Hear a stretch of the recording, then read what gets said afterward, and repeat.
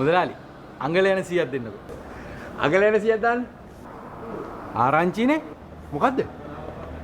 අර උඩින් පයින් ජෙරම් මහත්තයා ඒ කිව්වේ? අර කේබල් ආධාරයෙන් උස පාලම් වලින් පැනලා වාර්තා තියෙන ජෙරම් මහත්තයා මේ මෙතන ගම්සභාවට පොඩ්ඩක් එහා ත්‍රිජ්ජල හන්දියට චුට්ට මෙහා පැත්තේ. ඔව්. දන්නවා. අඩි 60ක් උස මහා පාලමෙන් පැනලා මේ පාර වාර්තාවක් තියන්න ගියානේ. අන්න වතුර ගිලිලා මැරිලා. උඩ. කේබල් එක එල්ලද? වැඩේ කියන්නේ කේබල් එක කැඩිලා නැහැ කියලා මට ලලා කිව්වා. ඒ පැත්තට යන්නවත් බෑ මුදලාලි පට්ට සෙනග.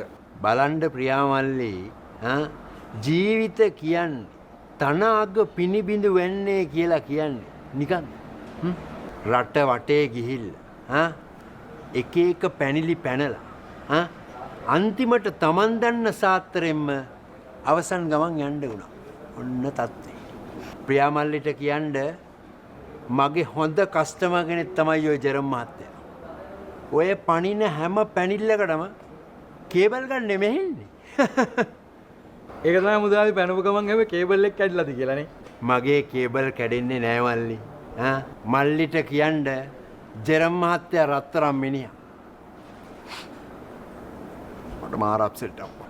දැන් ඊයේ ඇවිල්ලා ඔය සේරම විස්තරේ කියලා මගෙන් අඩි 60ක කේබල් එකක් අරන් ගියානේ. අපේ ගමේ මිනිහනේ මල්ලි. කිව්වොත් නිකන් දෙයක් කවදාවත් ගන්න නෑනේ ඔය ජෙරාඩ් මහත්තයා.